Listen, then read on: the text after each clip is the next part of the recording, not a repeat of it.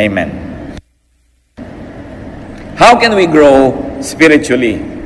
Marami na tayong alam dyan, dagdagan lang natin ng konting mga perspective at nang sa ganon, lalo na makilala natin ang Diyos. Tulad ng marami mga anak, nalubos nyo lang nakilala ang inyong magulang at nadagdagan ang inyong appreciation. Nung naging magulang na rin kayo, dahil nag-mature kayo, marami po na dapat malaman at ma-appreciate tungkol sa Diyos na hindi natin naaabot kung hindi tayo nagmamature.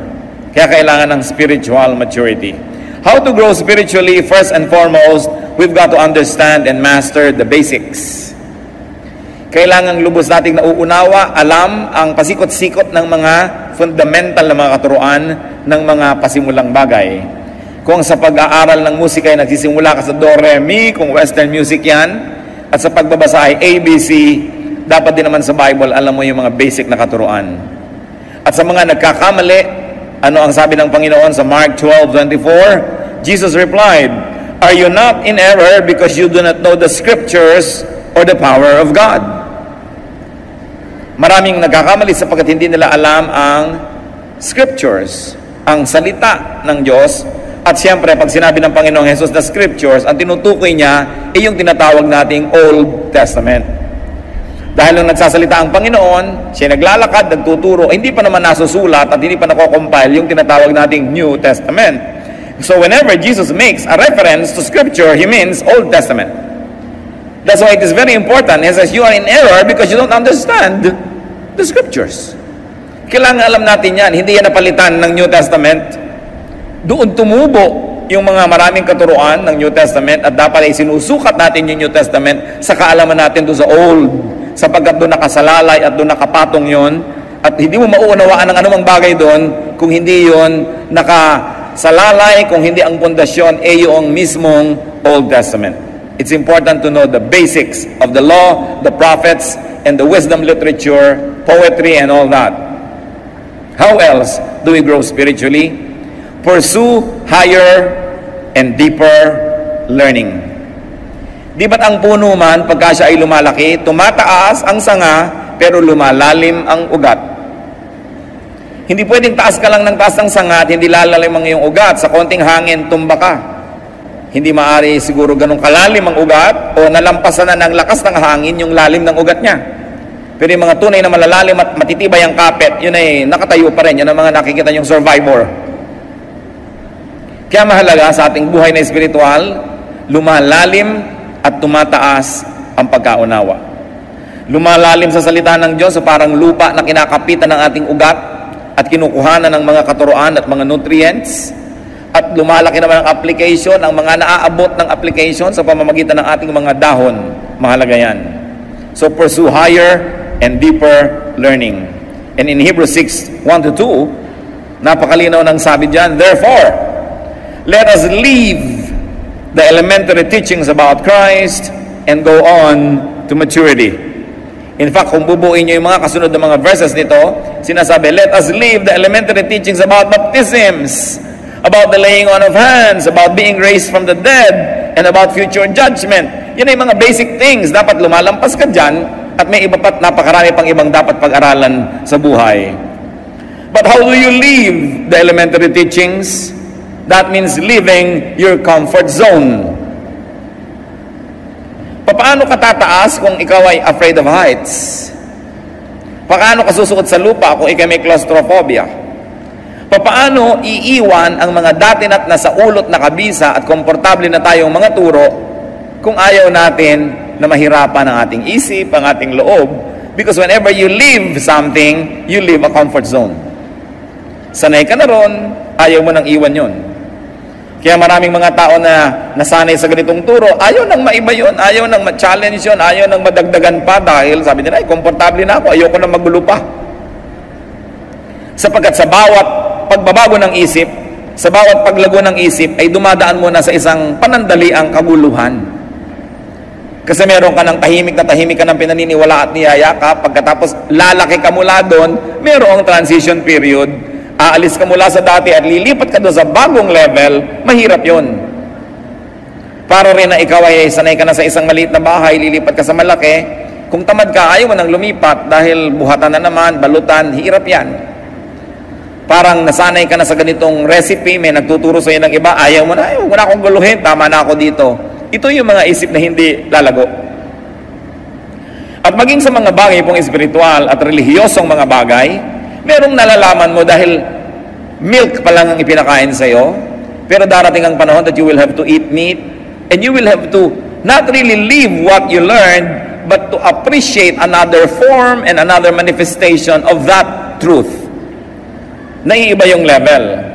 That means leaving your knowledge, your understanding, your perception, and sometimes even your beliefs for another level and degree of revelation that can come from the same God. So if your knowledge or understanding or perception or belief has been constant, it has been the same, walang nadagdag, walang naiba, sa mahabang panahon, isa lang pong ibig sabihin nun, mga kapatid, wala kayong growth. Parang meron kang sapatos, para hindi ka na bumili ng iba, ayaw mo na lang lumaki ang yung paa. Parang malaki ang yung baywang, pinag-exercise ka para lumiit, ang pinoproblema mo, paano yung mga pantalong ko?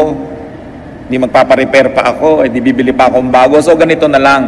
Laging merong kaunting hirap na kasama ng pagbabago. Pero ano sabi sa Biblia? We are being changed from glory to glory. So hindi tumitigil ang pagbabago. Kaya lagi tayo nag-a-adjust. Pag nakakarinig tayo ng mga bagong anggulo ng katuruan, hindi mo agad tinatanggihan. Sinasabi natin, ano kaya ang matututunan? Ipoproseso, ipapanalangin, hindi agad-agad ay tinatanggihan. Mahalaga that we are ready to change from glory to glory. Therefore, how to grow spiritually? Be open-minded. Kailangan bukas ang isip. Aba, may mga nagmamalaki pa. Aba, kami serado de candado. Nilunok ko ang susi at tumalon ako sa dagat at sumisid ako doon, di mo na makukuha pa.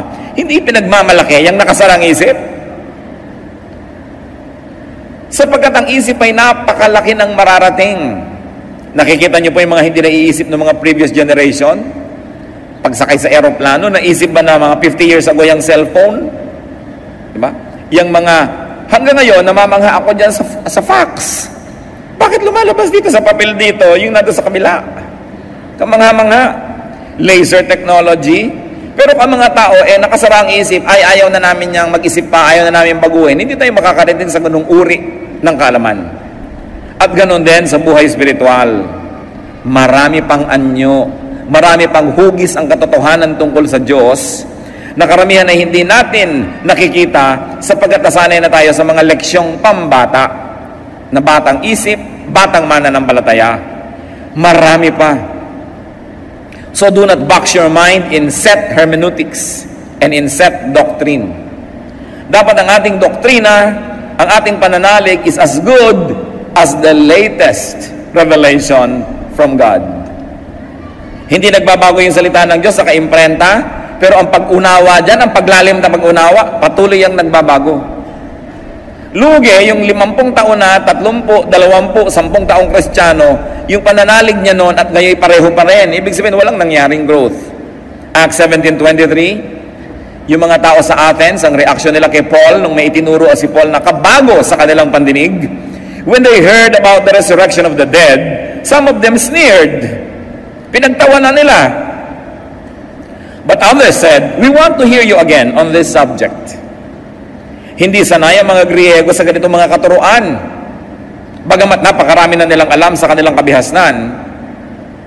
Kaya nung narinig nila si Paul, may mga nagtawa at hindi na bumalik, at may mga bumalik pat nag-aral pa. Yun ang nakinabang sa katuruan. So do not readily close your mind. Do not readily reject a new sounding idea. Walang bagong ideya mula nung nilikha ng Diyos ang sandaigdigan. Meron lang new sounding. Bago lang dahil hindi pa natin nakasalamuha at nakita, pero hindi ibig sabihin bagong ideya yon. Hindi rin po natin dapat ipagtanggol sobra ang katotohanan na akala mo maipagtatanggol mo yan sa pamamagitan ng pagsasara ng iyong mata at ng iyong tainga at baka maiba pa. Sapagkat ang tunay na katotohanan na nagmumula sa Diyos ay lalong magniningning habang ito ay sinisikap takpan ng mga kasinungalingan. You must never protect the truth because the truth has a way of protecting itself because the truth is eternal. We should be ready to be challenged. At kung hindi natin maipagtanggol ang ating pananalig, ibig sabihin nun ay napakababaw ng ating pangunawa. Kaya huwag mo na akong turuan, ayoko nang malito pa, hindi yan progressive way to deal with spirituality. What is important, if you really like to grow, brothers and sisters, advertise your openness to potential teachers. Alam niyo po, maraming mga guro, sa aking kuro-kuro, na malayo na rin ang narating ng kanilang espiritu. Malayo na ang narating ng kanilang kaalaman tungkol sa Diyos. Subalit, nangangamba silang ituro ito sa mga tao dahil baka mapagkamalan silang naging kulto.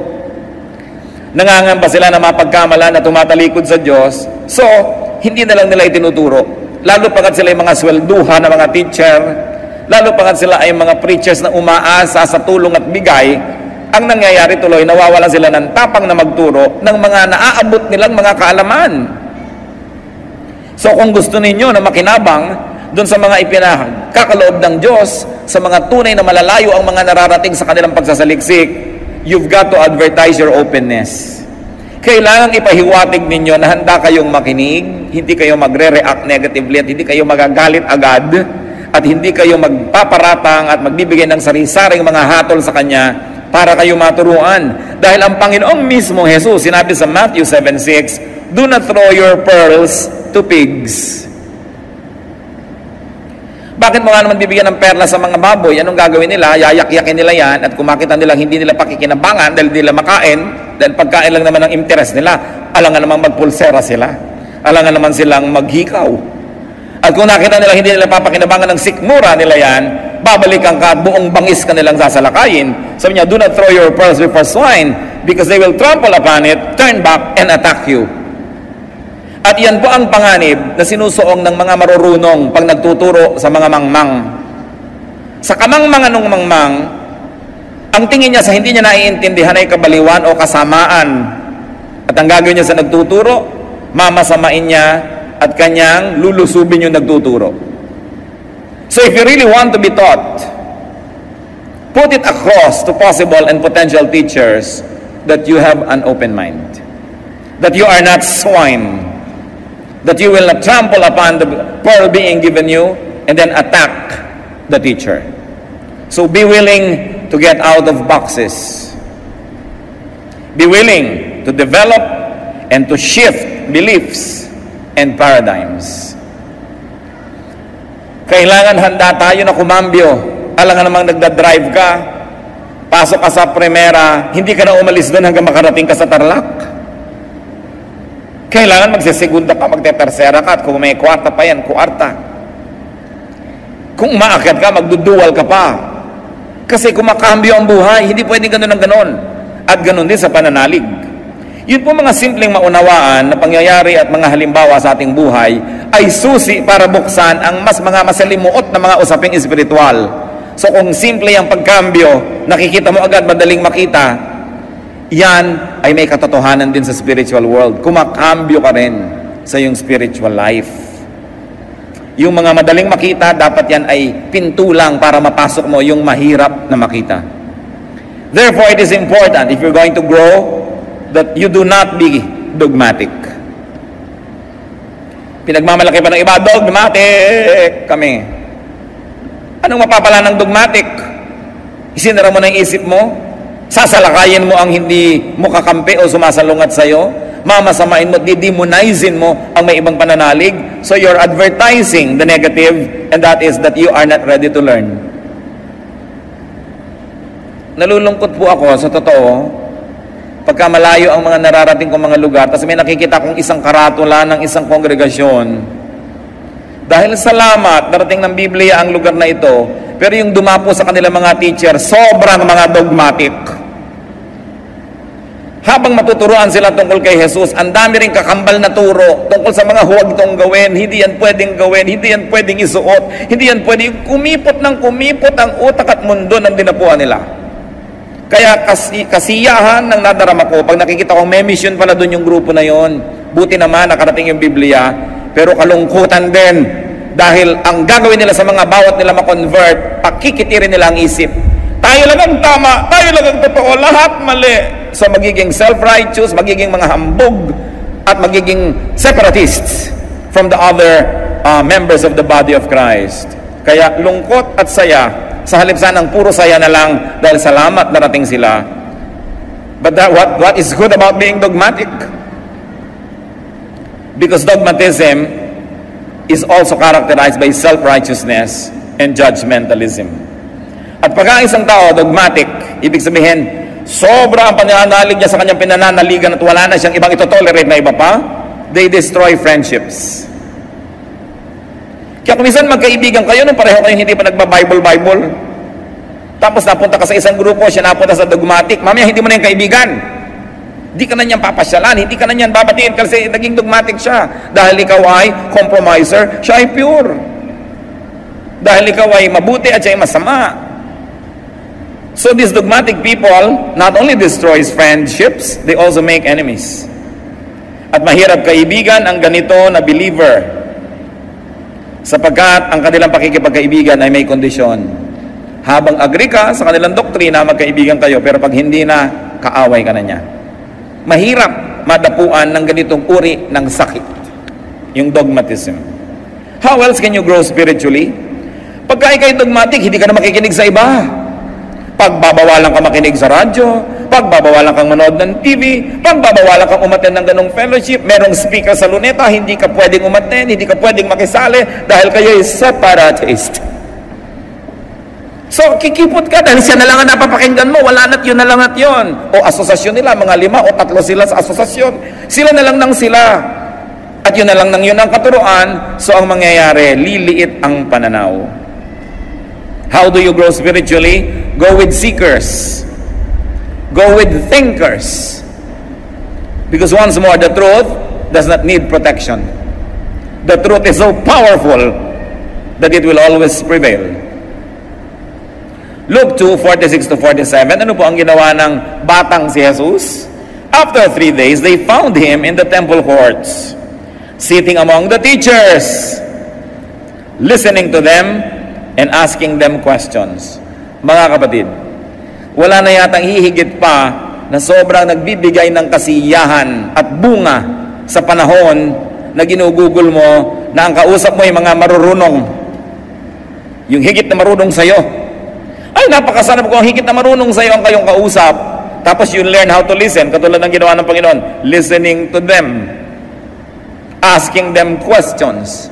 Kasi pag ikaw ang nagtatanong at nakikinig, pag nag-uwian kayo, ikaw ang may uwi. Uwi-uwi mo yung sagot.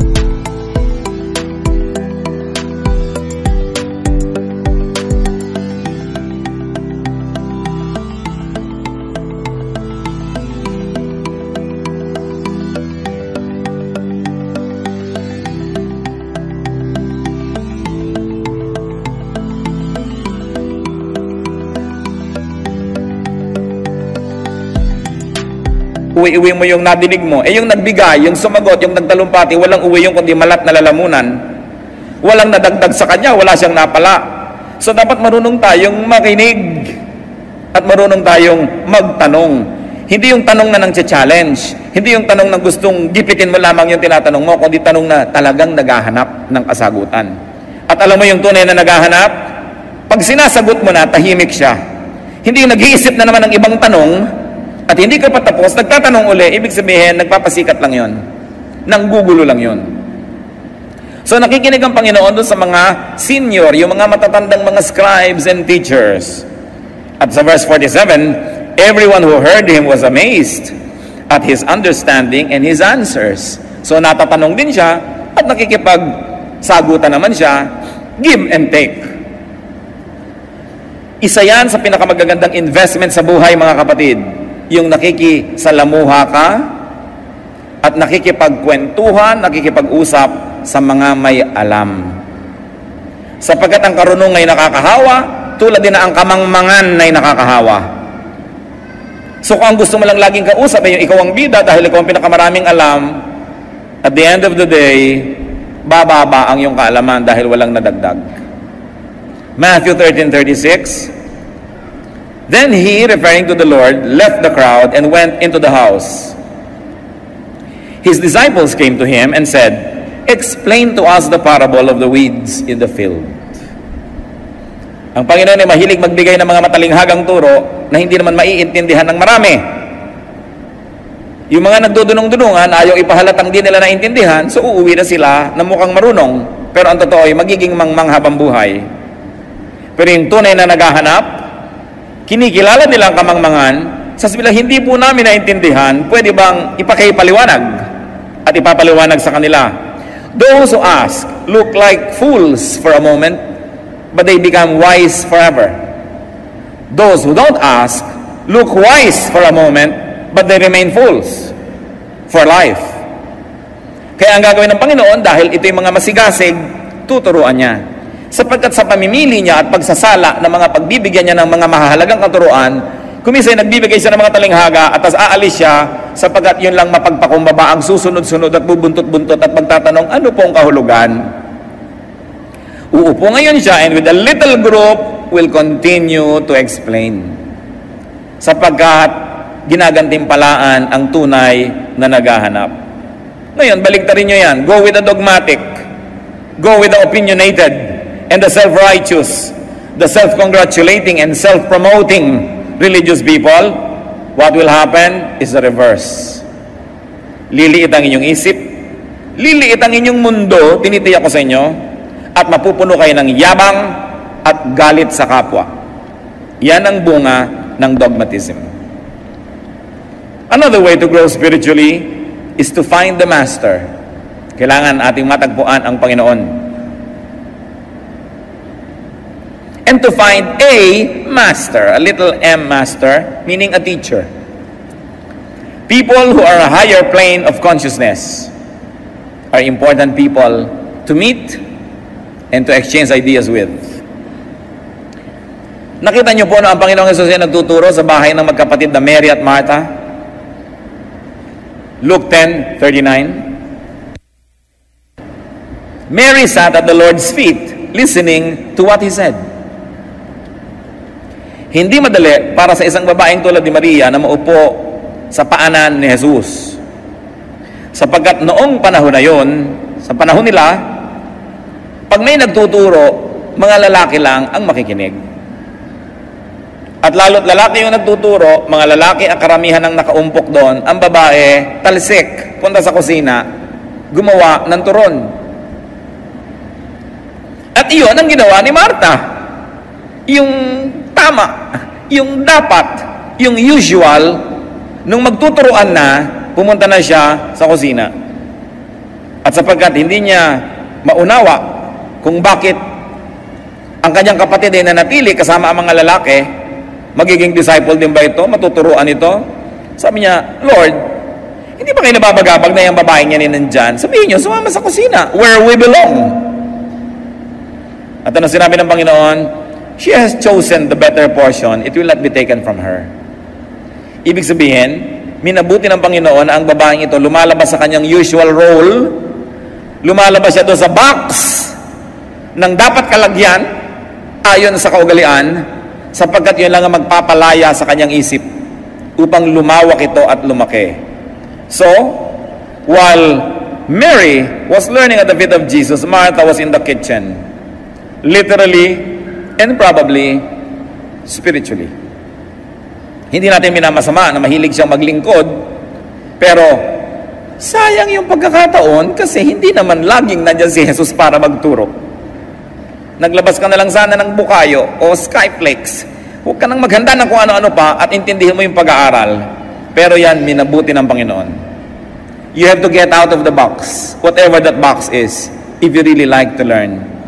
Maybe your box is your schedule, maybe your box is finances, maybe it is household chores or whatever is keeping you, you've got to get out of it if you really like to learn. John 6:68, Simon Peter answered him, Lord, to whom shall we go? You have the words of eternal life. So kanino ka pa nga naman pupunta? You have to find the master. Or the little M masters who have become teachers also. Acts 2:37. When the people heard this, they were cut to the heart and said to Peter and the other apostles, Brothers, what shall we do? Nakita niyo po, kinilala nila si Peter na isang mangmang na manging isda. Walang theological education, hindi nagpunta sa Bible school. Tinanong siya ng mga tao, ano pong dapat namin gawin? Ibig sabihin now, they were finding a master, a letter M, a small m. Mga tao na higit sa kapwa-tao ang alam. Hinahanap din natin sila, tinatanong at pinakikinggan. At mahalaga yung sabi sa Matthew 7:20, by their fruit you will recognize them. Bago naman kayo mag-recognize sa sumunod na sumunod, tingnan nyo muna kung may fruit. At ang pinakamabisang fruit na dapat makita sa isang mangangaral, hindi yung galing magsalita, hindi rin yung personal na buhay niya, bagamat importante yun. Ang tunay na fruit, anong nangyayari sa inyong puso pag natuturuan niya kayo. Yun ang fruit, na walang ibang magsasabi sa inyo kung tama ang fruit o hindi. Do we get comforted when we need comfort? And do we get bothered when we have to be bothered? Yun ang talagang godly teacher. Because the Word of God must comfort the afflicted and afflict the comfortable. So anong bunga sa inyong buhay ng katuruan at ng pagtuturo? Doon nyo ngayon malalaman kung tunay nga ba na isinugo sa inyo ng Diyos ang isang mangangaral. Hindi sa talumpati, hindi sa husay, hindi sa itsura. Bagamat nakakatulong yon. Hindi rin sa kanyang personal testimony, bagamat up to a point, importante. Pero ang mahalaga, anong talab sa inyo ng ministry niya?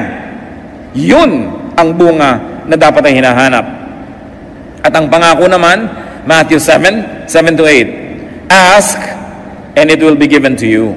Seek, and you will find. Knock, and the door will be open to you. For everyone who asks, receives.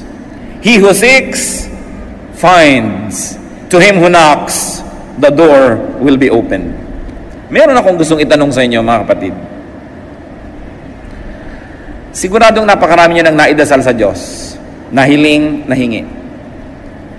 Nahingi nyo na ba na magpakilala siya sa inyo? Yung lampas at higit sa Christmas card. Yung lampas at higit sa nakikita natin sa mga Belen, sa mga magagandang greeting cards. Yung lampas at higit sa itinuturo ng pulpito o ng Sunday school, ng Bible study o ng Bible school. Nahingi nyo na ba sa Diyos na magpakilala sa inyo? Hingin nyo. Sabi, ask, and it will be given you. Kadalasan yung tunay na Diyos, bago natin siya makita, dumadaan ang mata natin sa maraming mga lenses. Lenses ng relihiyon, lenses ng kultura, lenses ng intellect, lenses ng edukasyon, lenses ng kamangmangan, ng ating mga biases, kaya hindi na natin maaninag talaga yung Diyos. Nakita niyo yung Diyos, kung papakinggan niyo ang mga relihiyon, iba-iba ang itsura niya, iba't iba ang kanyang kaanyuan. At kahit mismo sa Kristyanismo, doon na lang tayo sa mga Bible-based evangelical churches, so to speak. Iba't iba pa rin ang madidinig mo na katuruan, sapagkat kung minsan ang pagpapakilala ng isang mangangaral tungkol sa Diyos ayon sa kanyang hilig. Kaya kung mahilig siya magdasal, puro dasal ang ginagawa ng kongregasyon. Kung mahilig siyang magmisyon, puro misyon. Kung mahilig siya sa praise and worship, puro praise and worship ang ginagawa. Kung mahilig siya sa prophecy, puro prophecy. So huwag din kayong mabilanggo sa hilig ng inyong mangangaral. Dahil kapwa-tao nyo lang yon. Kailangan meron din kayong sariling hilig, may sariling pagpapakilala sa inyo ang Diyos na sinusundan ninyo, tinahabol. Sa ngayon man o hindi ang pulpito. Sapagkat ang relasyon natin sa ating may kapal, sa lumikha sa atin, ay personal. Kaya tingnan ninyo, pag napasama kayo sa kongregasyon na mahilig magdasal, puro kayo puyat na puyat, dasala kayo na dasalan, mga magdamag, no? Dahil yun ang hilig ng pastor. Kung ang napahilig naman niya sa charity, puro kayo charity, feeding the poor, puro street children, inatupag niyo sa buong buhay niyo. Hindi masama yon. Ang sinasabi ko lang, huwag kayong pakulong sa hilig ng inyong mga leaders. Dahil pag humarap naman tayo sa Diyos, personal at isa-isa ang pagharap. Kaya tatanungin ka, anong ginawa mo sa gift na ibinigay ko sa iyo?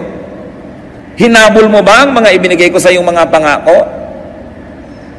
Nilandas mo ba ang mga ibinigay ko sa iyong mga daan at doon ka dumaan, o sumunod ka na lang ng sumunod kung kani-kanino sa daan nilang gustong puntahan?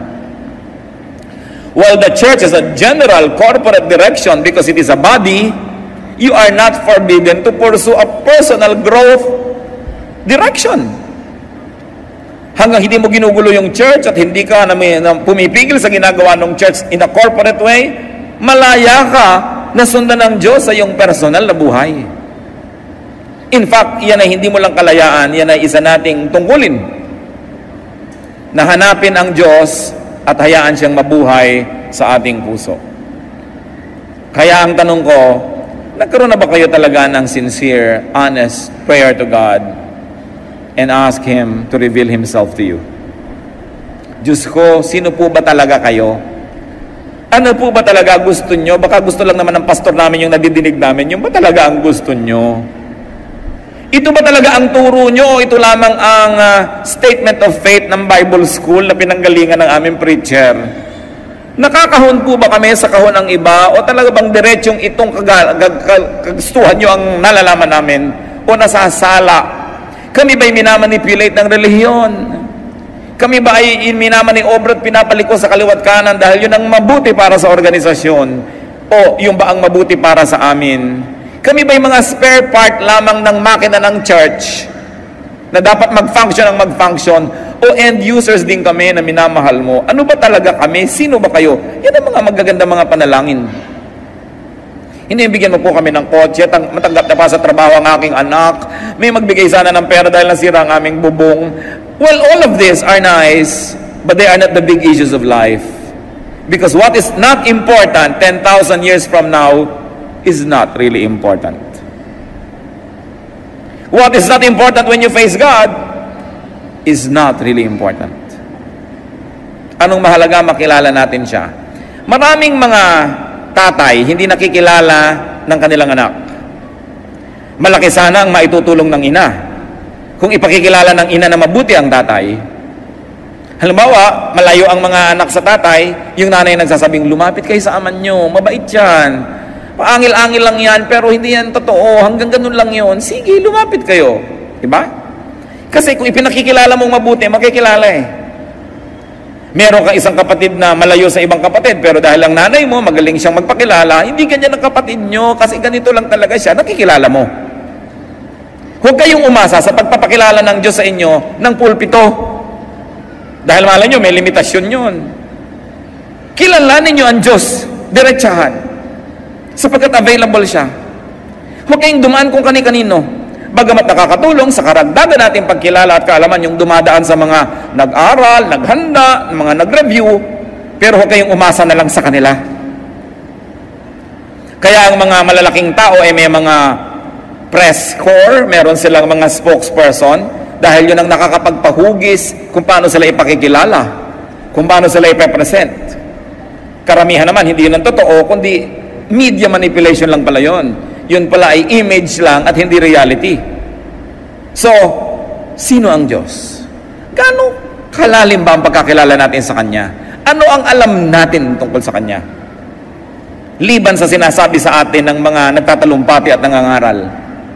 Alam niyo po ang isa sa mga pinakamahalagang paglalakbay ng tao.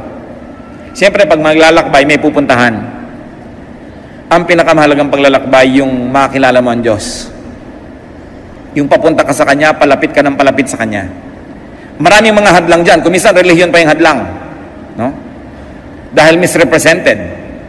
Maraming mga tao nagtatago sa likod ng pangalan ng Diyos para magsamantala sa kapwa. Para manghut-hut sa kapwa. Maraming mga tao nag-a-abuse in the name of God. So, hindi mo makikilala ang Diyos kung aasa ka doon. Kailangan ng sariling pagsisikap. At ang pangako ng Matthew 7:7-8, sino mang nagtatanong ay sasagutin. Sino mang kumakatok ay pagbubuksan. At sino mang naghahanap ay pagbibigyan, pagpapakitaan, tuturuan, pagkakalooban. Kanya-kanyang sikap. Huwag niyong iasa sa iba. Lalo yung personal na pagkakilala sa Diyos. Pero, kung kayo mangangahas na magtanong at humiling sa Diyos na magpakilala siya, dapat handa kayo to deconstruct your other religious ideas about God when God really reveals Himself to you. Because most of the things that are in our minds were put there by religion. Sometimes well-meaning, sometimes not. Kaya handa ba kayo na makilala talaga ang Diyos? Another way to grow spiritually is to be discreet with special knowledge. Ang Diyos naman kasi, kung handa ka, tinuturuan ka, kung open ang iyong mind, dahil open, may papasok na karunungan. Pero hindi lahat ng karunungan na ito ay para sa bala na, para sa kahit kanino na lang. Because there's really uncommon and sometimes hidden knowledge. Marami, maging si Jesus, marami siyang misteryo. Habang sinabi niya, pag mananalangin kayo, iksian nyo, di ba? Pero bakit minsan magdamag siyang nananalangin? Tapos sinabi niya, pag mananalangin kayo, magkulong kayo sa kwarto nyo. So ini-encourage niya yung personal na pakikipagniig sa Diyos. Ano kaya mga ipinanalangin niya, yung magdamag? Ano kaya yun? Hindi natin alam. Pero subukan yung manalangin ng ganon. Walang agenda, walang hinihiling, walang hinihingi. Nakikinig lang kayo sa tinig ng Diyos. You will have a glimpse. You will have a clue as to what it means to really pray in spirit and to pray alone. Well, it is good to pray with your fellow believers, but it must never replace personal prayer.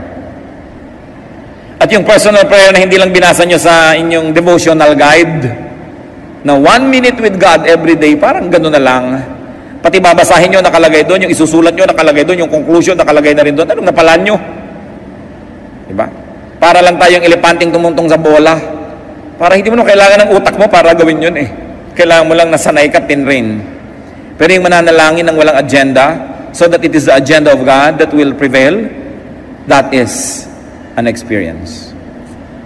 Yung panalangin na walang performance dahil nag-iisa ka lang, hindi mo kailangang habaan kung hindi na kailangan, hindi mo kailangang iksian kung kailangan iksian, dahil wala ka namang pinangingimi ang tao.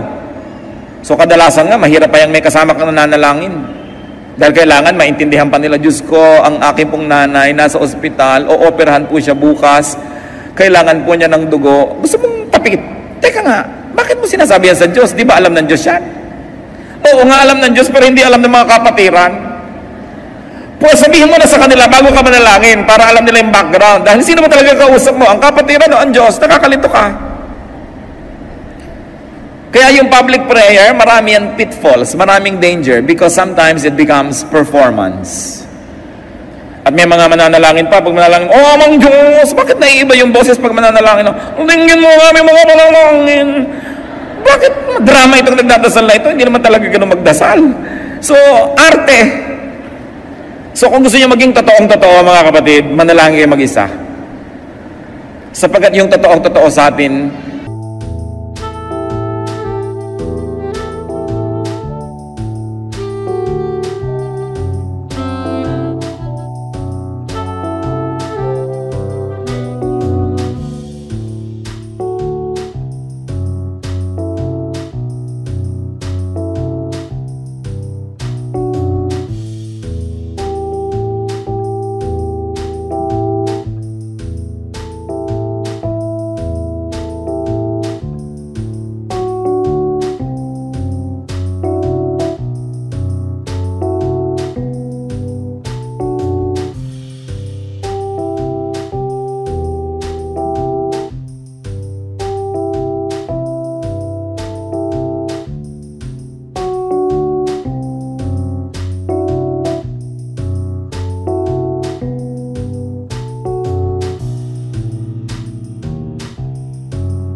ang nakalulugod sa Diyos. Develop a very personal prayer life and be discreet if you have special knowledge. Kung may ipinahihiwatig sa inyo ang Diyos, huwag nyo lagi na lamang ipinapabalabalandra sa buong mundo para na lang masabi kayong special. Kasi sabi nga niya, do not give to dogs what is holy. May mga bagay na hindi inuungkat. Kahit sa pamilya natin, yung ginawa ng isang member, hindi naman natin laging inuungkat sa iba. Some things are too sacred to mention. And our relationship with God has a lot of sacred elements. Sabi sa Matthew 7:6, do not give dogs what is sacred. Pagka meron kayong bagong kaalaman, isang bagong ideya, isang bagong pananaw, hindi nyo agad-agad yan na ina-advertise, hindi nyo agad-agad na pinalapalulun sa iba. Kasi hindi sila handa. It takes a spiritual preparedness for spiritual things. Therefore, do not quarrel about doctrines. Wala pang nagdebate tungkol sa doktrina ang nagkasundo. Wala pang nagdebate at nag-away tungkol sa mga katuruan, ang may isang, ay, oo nga, tama ka sister, mali ako. Wala pa nagganon. Kasi yung may debate, ang gusto ng magkabilang panig ay manalo. Therefore, kahit may punto ka at masarap paniwalaan, i-ignore nila yon dahil pag naniwala sila sa iyo, panalo ka. So, walang nararating ang quarrels. Kung may pananalig kayo at hindi ganun ang pananalig ng inyong kapwa, manahimik kayo. Sapagkat kahit anong pagpilit mo, tatanggihan din niya yan dahil gusto ka niya i-convert tulad ng gusto mo siya i-convert. Walang mararating. Sapagkat kung gusto nang ipagkaloob sa kanya ng Diyos ang ipinagkaloob sa iyo, mahirap ba sa Diyos na gawin yun? Kailangan ba ng Diyos ng iyong tulong para gawin yun? Sapagkat kung sa iyo'y lumaglag ang kaalaman, dumating ang enlightenment, bakit hindi ibigay din sa kanya? So habang hindi dumadating sa kanya, manahimik ka. Dahil kahit anong gawin mong lengguwahe at pilit, hindi niya madedecode ang iyong message dahil nasa iba siyang level of consciousness. Parang AM at FM radio station na nag-uusap, hindi pwede magkaiba ang frequency. So, knowledge about spiritual things is also indicative of spiritual condition. And unless that spiritual condition is met, no amount of knowledgeable explanation will help. 1 Timothy 1:3-4, as I urged you when I went into Macedonia, stay there in Ephesus so that you may command certain men not to teach false doctrines any longer, nor to devote themselves to myths and endless genealogies. These promote controversies rather than God's work, which is by faith. Kahit sa isa pong kongregasyon, isang church, kuminsan iba-iba pananaw ng mga tao about the same thing. Iba ang pananaw mo tungkol sa Lord's Supper, iba ang pananaw mo tungkol sa baptism, iba ang pananaw mo tungkol dito, iba. Kung may 10 tao, siguro 10 o 8 pananaw yan. Kaya may leader. Ano ba ibig sabihin ng leader? I am going there, those who like to go there, follow me. And if you agree with your leader, mga 70 to 80%, manahimik ka na doon sa 80 at huwag mo nang guluhin ang mundo doon sa 20 na hindi ka sangayon. Kasi kapwa mo, meron ding 20 hindi sang-ayon, may 15 na hindi sang-ayon, so guguluhin nyo ang buo nyong kongregasyon. Ngayon, kung talagang yan ay mahalaga at ipinagkaloob sa inyo ng Diyos, mahirap bang ipagkaloob din sa iba? Ang mahalaga sa isang organisasyon may unity. And I say, if you agree 75 to 80%, malaki na yon. Huwag niyong asahan na mag-a-agree kayo 100%. Si Paul at si Peter nga nagbabangayan tungkol lamang sa circumcision. No? Nagkakagulo-gulo yung mga Christian leaders kahit nung unang panahon. Nagtatalo-talo yung mga disciple kung sino uupo sa kaliwa at sa kanan ni Jesus. So, huwag niyong asahang mag-a-agree tayo lahat sa lahat ng bagay. Hindi mangyayari yon. Ang mahalaga, generally speaking, are we agreed on the general direction of the spiritual journey we like to take together? Then we protect our unity from all of these issues so that we will continue to move forward. It is important. Walang mag-asawang agree on everything. Sa tabang at asim ng sinigang, hindi sila nag-a-agree. Siyempre, ang nakakapangyari, nagluluto. Agree na lang na agree kumakain, pero hindi kumisan siya agree doon. Hindi nangyayari yun, so huwag niyong isipin na mangyayari yun. Kaya sa mga bagay na pwede namang isang ayon na lang natin o itahimik, manahimik. Because in a church, in a spiritual body, unity is paramount. At yan ang gusto laging attack ni Satan, pagkagugukuluhin kayo sa mga maliliit na bagay. Siyempre, doon sa naniniwala sa maliit na bagay, sa kanya malaki yun. No? Kaya nga, willing siyang makipagpatayan dahil malaki yun eh. No? Meron bang lebedura ang harina sa Lord's Supper o wala? Ano ba talagang ikli at haba ng buhok ng babae? Magpapantalon ba't hindi? Ako, nagkakagulo ang sinukob sa mga issue na yan. No? Isa natin sigurong dapat tingnan, pag hindi ginawang issue ni Jesus, hindi issue yan. No? At ano bang tunay na issue kay Jesus? Kababaang loob, kabutihang loob, pagtulong sa mga kawawa. Yun ang tunay niyang issue. Sabi niya, yan ang dakilang pananalig. Hindi ko ano ng mga doktrina na inimbento ng mga sumunod sa kanya, mga disipulong bangayan ng bangayan. Ano ba talaga ang turo ni Jesus? Anong minalaki niya, malakihin natin. Anong di niya pinansin, hindi siguro din dapat pinagpapapansin. So, do not quarrel about doctrines. When you have disagreement, you say, oh well, iba-iba tayo ng spiritual angle and spiritual level at this time, so let's put it in the freezer. Huwag nyo naman sasabihin, magkaiba tayo ng level, mataas ako, bababa ka, dahil away na naman yun. Basta magkaiba tayo ng pananaw ngayon. Importante ay tanggapin ang isa't isa. How else can we grow? Meditate.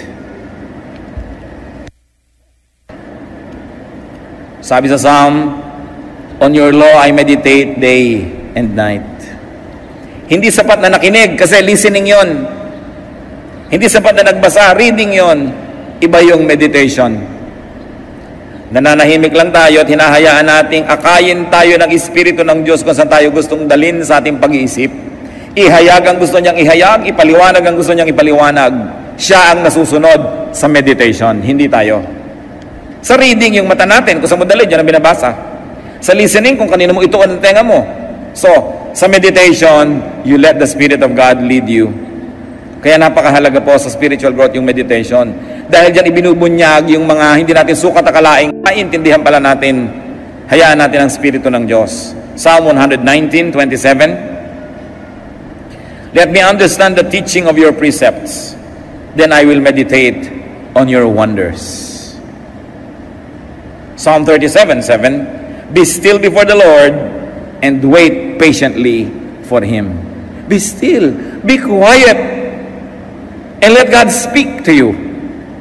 Kinausap niya yung mga propeta nung araw, isinulat, binabasa natin ngayon. Pwede ka rin kausapin ngayon nang hindi nakasulat dyan, kausapin ka. Kaya lang, huwag mong gagawing doktrina para sa lahat yung sinabi sa'yo. Kasi sa'yo lang yung sinabi. Hindi kinausap ako ng Diyos, ang sabi, pautangin mo ako. Aba, ba't ako nasangkot sa usapan nyo ng Diyos? Kung papautangin kita, dapat ako kinausap na pautangin mo si ganon. Eh, ikaw pala kinausap, ba't mo ko isasali dyan? So, ang mga personal na revelation ng Diyos, nagre-reveal pa rin ng Diyos, hindi naman siya nagbabago eh. Pero hindi mo dapat gawing doktrina para sa lahat. Yun ang panganib. Yung personal na sa'yo, gagawin mong doctrine. Sa'yo lang yun. I-apply mo lang yun personally. But don't force others to get into that situation. Psalm 63:6. On my bed I remember you. I think of you through the watches of the night. So may first watch, second watch, third watch, fourth watch. Kasi hinati nila ang gabi into 3 hours. So 3 times 4, yun yung 12 hours of the night. Kaya may mga fourth watch, ibig sabihin yung mag-uumaga na, ayan na, tapos ang paghihintay. So marami mga watches of the night. So sabi niya, I think of you through the watches of the night. Yung talagang iniisip mo ang Diyos, nakikipagniig ka sa Kanya, wala nang hihigit pa na purong-purong kasiyahan kaysa sa pakikipagniig sa Diyos. At yun ang dapat nating hindi nababaliwala. It's different to attend church, it's different to go to a Bible study, it's different to praise and worship, and it's different to meditate. Kasama dapat yan sa ating buhay spiritual. And finally, among the few that we like to talk about today and how to grow spiritually, live out new knowledge. Ipamuhay ang nalalaman. Incarnate new understanding. Because it is in the mind, it must find its realization in the physical world. So you have to do what you know. You are what you know. What you know must become what you are. Operationalize new realizations. Meron ka palang nauntindihan, naunawaan, paano mo gagawing totoo ito sa iyong buhay? Practice spirituality. Because then and only then can it be shared with others, not through the mind, but through your practice and example. James 1:22, do not merely listen to the word and so deceive yourselves. Do what it says. And when you operationalize your understanding, this will open new doors for more understanding and more enlightenment. Pag yung naabot ng ating isip, ipinamuhay natin, humahanda tayong umabot sa iba pa na mas mataas.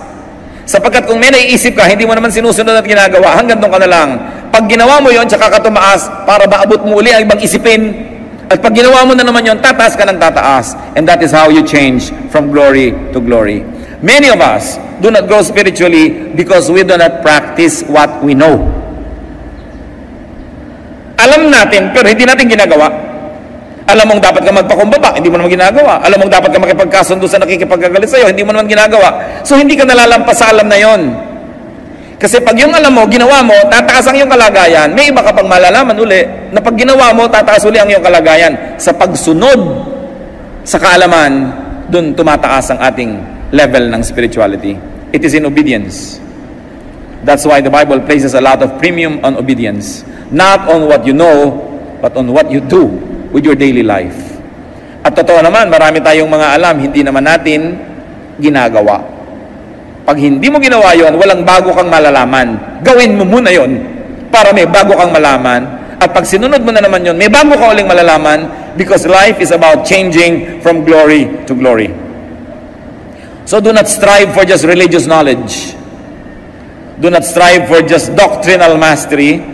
Strive for spiritual growth, which means godliness, which means God-likeness.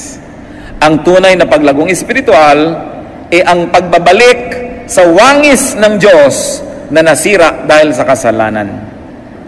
Ang tunay na espiritual na tao ay hindi nakukuha sa dami ng alam at sa galing makipagtalo. Ito'y kababanaagan siya ng wangis ng Diyos. True spirituality is not about religious knowledge. It is about being more and more like the essence of God. Because our spirituality is supposed to transport us back to the image that was lost in the Garden of Eden.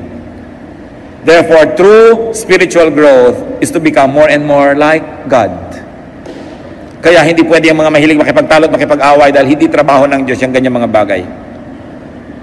2 Corinthians 3:18, and we are being transformed into His likeness with ever-increasing glory, which comes from the Lord, who is the Spirit. Transformation is what is important, not information, not knowledge. Transformation. Being what you know. Doing what you preach. Being the truth, not just knowing the truth. Incarnating an idea into real life, into physical life. And of course, this growth leads to love and to loving kindness. And it grows to peace and serenity. Ano ang ending ng spiritual growth? God-likeness, love, peace, serenity. Kung hindi tayo doon nagwawakas, ibig sabihin hindi tayo nag-grow spiritually. Maybe we only become better informed, more knowledgeable, but not really more spiritual. Ang wakas niyan, peace. Hindi ka nabubuhay sa takot, hindi ka nananakot, hindi ka nakikipagbangayan, payapa ang iyong loob. Meanwhile, misguided religious knowledge usually leads to confusion, to power play, to self-righteousness, and to trouble. Sabi sa 1 Corinthians 1:12, what I mean is this: one of you says, I follow Paul, another, I follow Apollos, another, I follow Cephas, still another, I follow Christ. Sabi, hindi yan ang tunay na spiritual journey. Competition ang tawag dyan. 1 Corinthians 3:4, for one says, when one says, I follow Paul, and another, I follow Apollos, are you not mere men? Unawain natin ito. Pag hiwa-hiwalay kayo watak-watak at nagko-kompetisyon, di ba tao lang kayo? So ano palang ina-expect sa atin? Lumampas sa pagiging tao lamang. Bumalik sa wangis ng Diyos. Mahigitan ang pagiging tao lamang. Transcend being just mere men or women. Grow beyond religious issues. Fly above the clouds. Grow. And for this to happen, You have to be ready for different perspectives, for metamorphosis. But it will end in peace. Kasi ganun lang yun. Merong kang thesis, merong antithesis, nagbabangayan, pero sandali lang yun, then magkakaroon kang synthesis. You will have wholeness, and you will have peace. How much do we know God? How spiritual are we? Hindi tinatanong how religious. How spiritual? How much do we reflect God in our being? Aming Diyos, salamat sa mga paalala nyo. Salamat po na maaari kaming magbulay